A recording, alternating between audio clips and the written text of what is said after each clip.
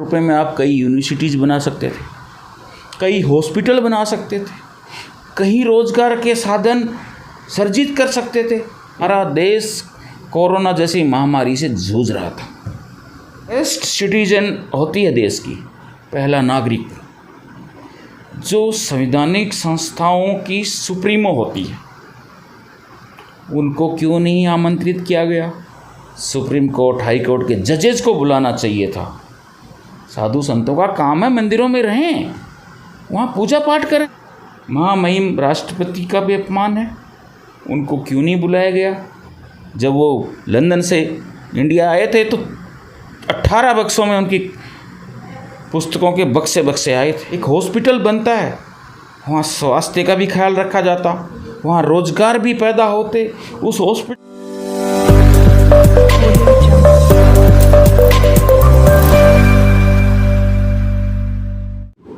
जय भीम, जय भारत। मेरे सभी साथियों को मैं आपकी दोस्त नीलेश सागर निडर और आप देख रहे हैं निडर आवाज़।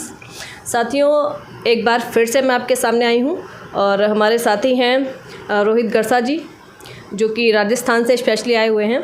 अभी हाल ही में हमारे देश के माननीय प्रधानमंत्री जी ने एक नई संसद का निर्माण किया है, नई संसद का उद्घाटन किया है।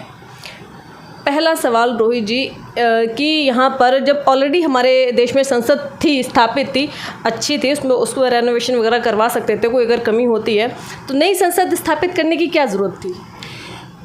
हाँ, आप बिल्कुल सही कह रहे हो। जो पुरानी संसद थी बहुत खूबसूरत संसद है वो, उसमें सब व्यवस्थाएं थी। अभी 100 साल तक वो कहीं भी हिलने वाली नहीं थी। लेकिन जब आप लाखों करोड़ रुपए खर्च कर रहे हो तो मैं मेरी तरफ से ये कह रहा हूँ कि एक बहुत बड़ा घोटाला है। क्योंकि आपको ज़रूरत ही कहाँ पड़ गई? जिस देश में इतनी बेरोजगारी बढ़ रही है, जिस देश में हॉस्पिटल्स की कमी है, जिस देश में इंफ्रास्ट्रक्चर की कमी है, वहाँ इतना बड़ा आलीशान महल बनाने की ज़रूरत क्या पड़ गई थी? चलो फिर भी बना लिया। बनाकर वो क्या संदेश दिया उन्होंने देश को? क्योंकि आप हज़ारों करोड़ रुपए खर्च किए, हज़ारों करोड़ रुपए में आप कई यूनिवर्सिटीज़ बना सकते थे, कई हॉस्पिटल बना सकते थे, कई रोजगार के साधन सर्जित कर सकते थे। एक हॉस्पिटल बनता है, वहाँ स्वास्थ्य का भी ख्याल रखा जाता, वहाँ रोजगार भी पैदा होते। उस हॉस्पिटल के चारों तरफ छोटे छोटे रोजगार पैदा होते। कोई मेडिकल स्टोर खुलता, कोई होटल खुलते, कोई रेस्टोरेंट खुलते, यूनिवर्सिटी बनाते, क्वालिटी एजुकेशन देते, बच्चों की ज़िंदगी के लिए कुछ नया फ़लसफ़ा निकल के आता। आपने ये महल खड़ा कर दिया। हमें तो लगा कि इसमें कोई बड़ा राज छुपा है। अब वो वक्त जब आएगा सामने तो नज़र भी आ जाएगा।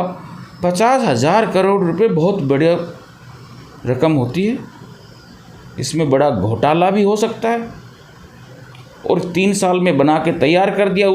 उस वक्त तैयार किया जब हमारा देश कोरोना जैसी महामारी से जूझ रहा था, लोग मर रहे थे, लोगों को शमशान घाटों पर जगह नहीं मिल रही थी। उस टाइम आप एक नए आलीशान संसद भवन की कल्पना कर रहे थे। ऐसे कल्पना में ही 9 साल हमने निकाल दिए हैं। लेकिन एक और पीड़ा है मेरे मन में। एक दलित समाज की, आदिवासी समाज की राष्ट्रपति, फर्स्ट सिटीजन होती है देश की पहला नागरिक, जो संवैधानिक संस्थाओं की सुप्रीमो होती है। उनको क्यों नहीं आमंत्रित किया गया? क्या वो दलित थी, आदिवासी थी, इसलिए आमंत्रित नहीं किया गया? या फिर आप स्वयं भू ही सब कुछ हो कि आपको ही करना है? न किसान के बेटे उपराष्ट्रपति को बुलाया गया। यहाँ हर धर्म के लोगों को बुलाना चाहिए था, स्कॉलर्स को बुलाना चाहिए था, बड़े बड़े रिसर्च साइंटिस्ट को बुलाना चाहिए था, सुप्रीम कोर्ट हाई कोर्ट के जजेस को बुलाना चाहिए था, बड़े बड़े फिलोसफर्स को बुलाना चाहिए था। आपने साधु संतों को बुला लिया। साधु संतों का काम है मंदिरों में रहें, वहाँ पूजा पाठ करें, हमें उनसे कोई एतराज़ नहीं है। लेकिन ये जो एक नया सीन क्रिएट किया है वो हमें समझ में नहीं आया। इसमें महामहिम राष्ट्रपति का भी अपमान है, उनको क्यों नहीं बुलाया गया? उनके कर कमलों से नींव नहीं रखवाई गई तो उनके कर कमलों से आपका तथाकथित राजदंड संगोल को ही स्थापित करवा देते। कहाँ से आया है संगोल? हमने तो अशोक स्तंभ देखा था, शांति का प्रतीक, बुद्ध की धरती है यहाँ। युद्ध से हमें कोई मतलब ही नहीं है। राजतंत्र या राजदंड उसी सामंतवादी व्यवस्था की तरफ ले जा रहे हो क्या? एक तरफ कहते हो कि अंग्रेज़ों ने सत्ता को स्थानांतरित किया था, सत्ता का हस्तांतरण नहीं था, वो सत्ता हमने छीनी थी अंग्रेज़ों से, क्योंकि हजारों लोग शहीद हुए थे। शहीद आजम भगत सिंह, लाला लाजपत राय, चंद्रशेखर आज़ाद, राम प्रसाद बिस्मिल, अशफाक उल्लाह खान जैसे लोग इस देश पर कुर्बान हुए थे, तब हमें वो गुलामी से निजात मिली थी। और आप सत्ता का हस्तांतरण बता रहे हो? सत्ता का हस्तांतरण तो आपको हुआ था कि जनता ने आपको जिताकर बैठाया, वो होता है सत्ता का हस्तांतरण। वो हमने कुर्बानियाँ दे के हासिल की थी, तो ये गुलामी का प्रतीक है। और हम ये देख रहे हैं कहाँ से लेके आए हैं, या तो पूरे देश से लेके आते हैं आप एक जगह से लेके आ जाते हो, आप पूरा एक तंत्र मंत्र में अपने आप को वहाँ शामिल कर लेते हो। ये तो देश का भी अपमान है, उस महिला का भी अपमान है जो सर्वोच्च पद पे बैठी है, उस दलित मजदूर आदिवासी का भी अपमान है जिनके नाम पर आप वोट बटोरने की बात करते हो। हजारों करोड़ रुपए की ज़रूरत नहीं थी खर्च करने की। सबसे सुरक्षित संसद भवन है पहले था हमारा, और हमारे जवान सुरक्षा में उसमें मुस्तैद थे। क्या कहूँ, ये क्या सोच है क्या नहीं है, ये जनता को देखना है, जनता को तय करना है। अच्छा रोहित जी, जो हमारे परम पूज्य बाबा साहब डॉक्टर भीमराव अम्बेडकर जी हैं, जिन्होंने इस देश का संविधान लिखा है ना, जिसको सारे देशों में अगर कंपेयर किया जाए तो हमारे देश का संविधान सबसे अच्छा माना गया है, सबसे बड़ा संविधान लिखा गया है ना। उनकी कोई भी मूर्ति, कोई भी प्रतिमा या कोई भी फ़ोटो वहाँ पर नए संसद में नहीं लगाई गई है, ऐसा लोगों का कहना है। अगर लगाई गई तो बहुत बड़ा दुर्भाग्य है। अगर ये बातें हमें नज़र आ रही हैं कि नहीं लगाई गई या सुन रहे हैं, क्योंकि हमने देखा नहीं है अब तक, थोड़ा इंतज़ार करना चाहिए। हो सकता है कि इनको सद्बुद्धि दे दे भगवान।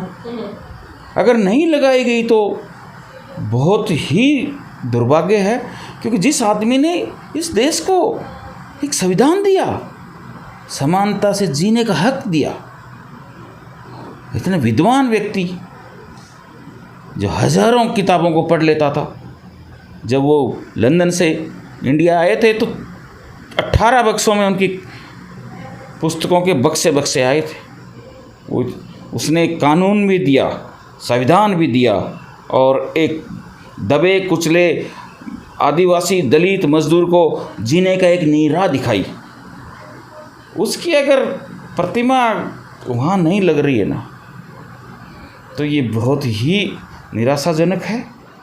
और हम लोग इससे ज़्यादा कुछ नहीं कह सकते कि प्रभु उनको सद्बुद्धि दे, और अपनी अगर गलती कर रहे हैं या की है तो उसका वो सुधार करे। अच्छा रोहित जी, जो सेंगोल है, जो छड़ी है, जो कि राजदंड का प्रतीक मानी जाती है ना, मतलब कि आप जैसे हिटलर शाही हो गई है एक तरह से, है ना, उसको क्यों स्थापित किया गया, और जो हमारा अशोक स्तंभ वाला जो चिन्ह है उसको क्यों नहीं स्थापित किया गया? वास्तव में ये हिटलर शाही तानाशाही की तरफ ही बढ़ रहा है देश। ये जनता को समझ लेना चाहिए। ये वही मानसिकता के लोग हैं। ये एक दिन का एजेंडा नहीं है, ये एजेंडा बहुत सालों से चल रहा है। वही आपको राजतंत्र स्थापित करने है। एक आदमी के नीचे 5 आदमी, उसके बाद पूरा देश गुलाम। अशोक स्तंभ शांति का प्रतीक, उनसे इनको कोई लेना देना नहीं था। ये तो उस टाइम जब देश आज़ाद हुआ तो बाबा साहब जैसे विद्वान लोगों ने इसको स्थापित करवाया, क्योंकि गांधी के रास्ते पर चलने वाला देश था, अहिंसा के रास्ते पर चलने वाला देश था और बुद्ध का देश था। इसलिए अशोक स्तंभ शांति का प्रतीक माना गया था। आज गुलामी का प्रतीक हम पर थोपा जा रहा है। तो मुझे लग रहा है कि हमारे सामने बड़ा चुनौतियों भरा वक्त आगे आने वाला है। हम उसी मानसिकता के लोगों के बीच फंसते जा रहे हैं और आज नहीं तो 20 साल बाद हम उसी सामंतवादी व्यवस्था के तहत आ जाएंगे। अगर हम लोग नहीं जागे, हम एकजुट नहीं हुए, हम लोगों ने संघर्ष नहीं किया, हमने लोकतंत्र में हमारी लोकतांत्रिक ताकत नहीं दिखाई तो, वरना लोकतंत्र भी नष्ट हो जाएगा। संविधान को तो नष्ट करने की तैयारी हो गई है। कानून अपने हिसाब से बनाए जाएंगे, जिसमें बाहुबल है, धन बल है, जो सत्ता के ऊपर बैठा है, कानून वो अपने हिसाब से अपने लोगों के लिए तैयार करवाएगा। ये आने वाला वक्त हमारे लिए बहुत ही चुनौतीपूर्ण है। हमें अब संभलना चाहिए, हमें एकजुटता दिखानी चाहिए, हमें पुरजोर विरोध करना चाहिए। अगर अन्याय कहीं नज़र आ रहा है तो हम ये नहीं करें कि आप इन लोगों का विरोध करो, लेकिन अन्याय का विरोध करो। व्यक्ति का करने की जरूरत नहीं है, एक तंत्र का विरोध करो। एक जो हमारे सामने एजेंडा पेश किया जा रहा है उसका विरोध करो, क्योंकि ये तो व्यक्ति हैं, व्यक्ति चले जाएंगे लेकिन इनका एजेंडा जिंदा रहता है।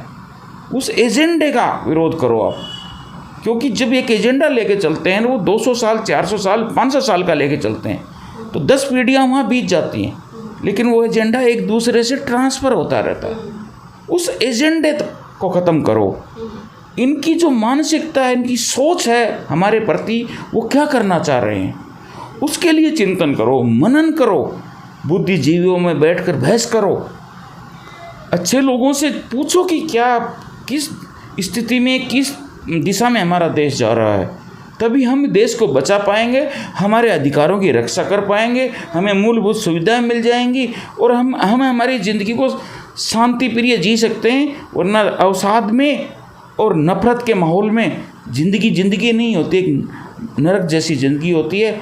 आदमी कब किस मोड़ पर कहाँ अपने आप को आत्मसमर्पण कर जाए पता भी नहीं चल पाएगा। आने वाला वक्त ऐसा आ रहा है।